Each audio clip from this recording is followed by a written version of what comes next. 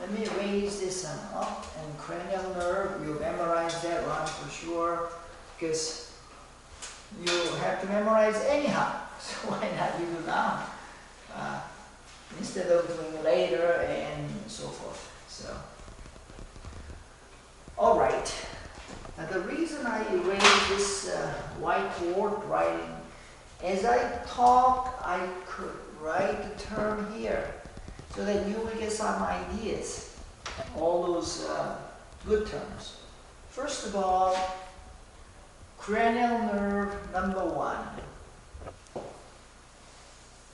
Okay. Cranial nerve number 1, as we call it, olfactory nerve. Olfactory nerve. 냄새 맡는 거죠. Cranial number 1. Olfactory. Factory. Oh, that's factory nerve. Olfactory nerve is number 1 nerve out of 12. This one will give you sense. This may be shortest nerve from brain to the outside. It comes here out of the underneath the frontal nerve. It passes through quickly cribriform fossa. It's kind of so olfactory world comes from here. This is the brain, and then it becomes kind of branches like coming from above. It passes through the cribriform fossas like a chain, like sieves, and then this is your nose, top of your nose. So when you smell something, this is the perfumes, this is the rose, you will see right away. So olfactory nerve is very important, most primitive nerve.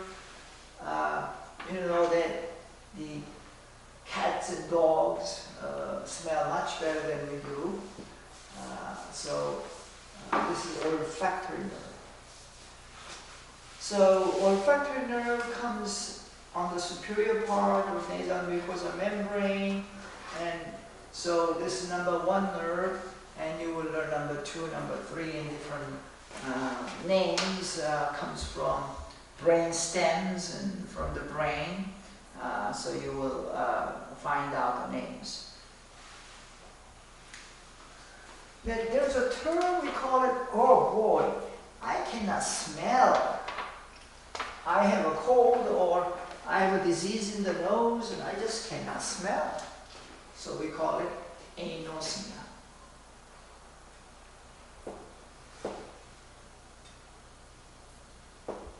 Anosmia. It's the name of the conditions. And somebody said, I smell something in my dream, rose, fragrances. So we call it olfactory hallucination.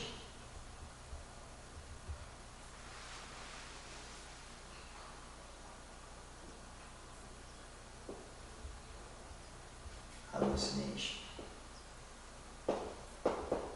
Hallucination is something you realize the things not real. So that's a hallucination. 환각. 이건 환각, 관청.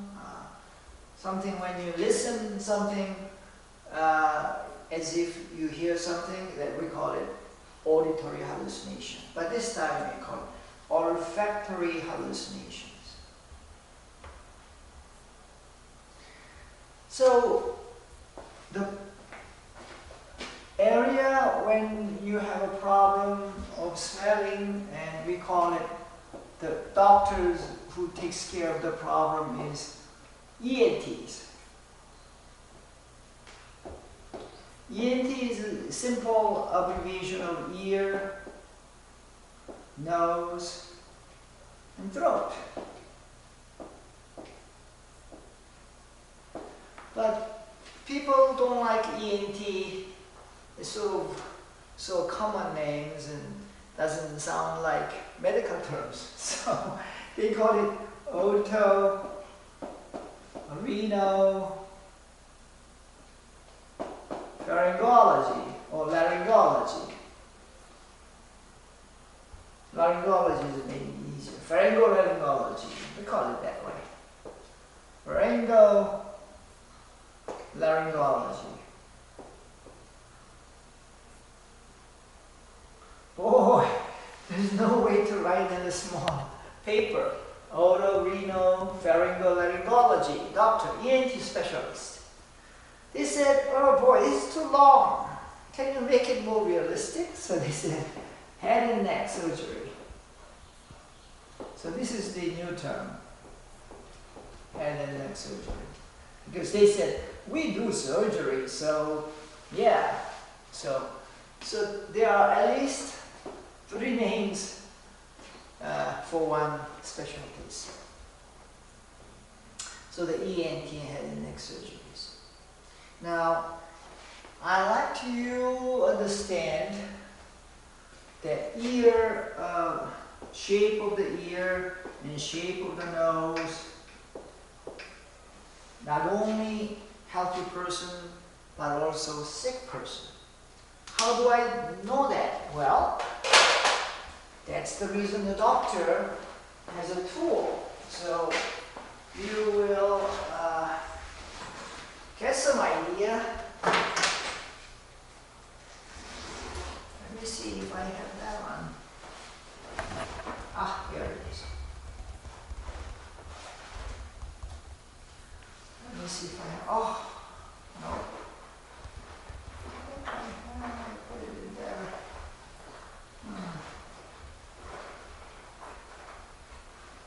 So many something there. Ah, here it is. So, when you have enough money from some gift and something, you're going to buy this.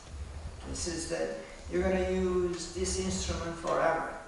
So might as well buy. So first thing is when you buy, what you buy is stethoscope, because you listen. Stethoscope, you practice on yourself and your brothers, sisters, and see how it sounds like heart and your breathing mainly, or stomach has a sound. So those things what you learn. So stethoscope is something you buy first. Second, I recommend buy this.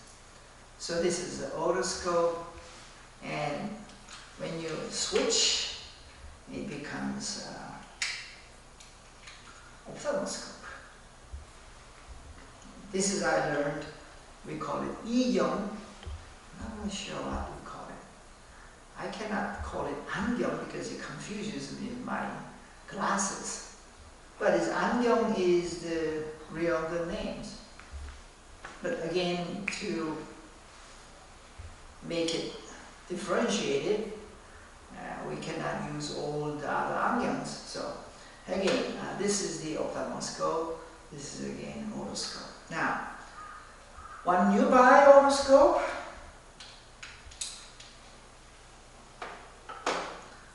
when you turn it off and so forth, it is best buy with something like a little tube.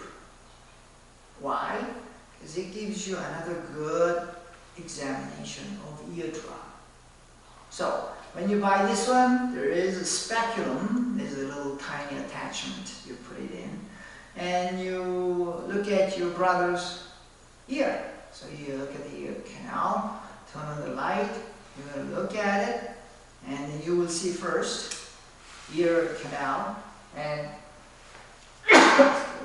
then you will have ear membrane, tympanic membrane. So you look at the tympanic membrane of your healthy brothers, sisters, and you will see how it looks. You look at the picture of your book, and it tells you all those different the marker names. And then you will see the movement of your drum by using this pressure little bulb blowing air in and out with closed ear canal, the tip of your otoscope, and then you will have a good exam. So, and this one will allow you to look at the nose as well. So, this little term, little gadget you can buy, and it's not again expensive, but this is going to be a best tool. You're going to use it forever in your life. And might as well to tell you this ophthalmoscope, and you look at your brother's eye, and I usually use +10, black 10, to look at the eyeball itself, conjunctiva, pupils, right reflexes, light reflexes, and so forth. And then -3 will give you fundoscopic examinations. And it's not easy to look through the small pupil because bright light will shut down your pupils so small. However, you tell your patient or your brother, just be still and let me look at your nose, at the ear, the eye. So when you do that, here's pictures we gave you. Exactly tells you this fundus, retina. So when you look at the retina, it'll give you another good picture of inside, and an eyeball is considered to be extension of your brain. What does that mean? Well, when you have a good exam with this, we call it fundoscope, ophthalmoscope. You look at the fundus, retina, and then you will get quite a bit of a good idea what's going on inside the brain. Well, when brain gets more high pressure, we call brain edema, then it reflects on your back of the eyeball, and it'll give you papular edema and tells you, oh boy, my patient has high pressures in the brain. For those patients, you never do spinal tap. If you do spinal tap, and they will get herniation of the brain through the foramen magnum, and the patient will die in front of you. So this one will give you idea the pressure behind the eye globe.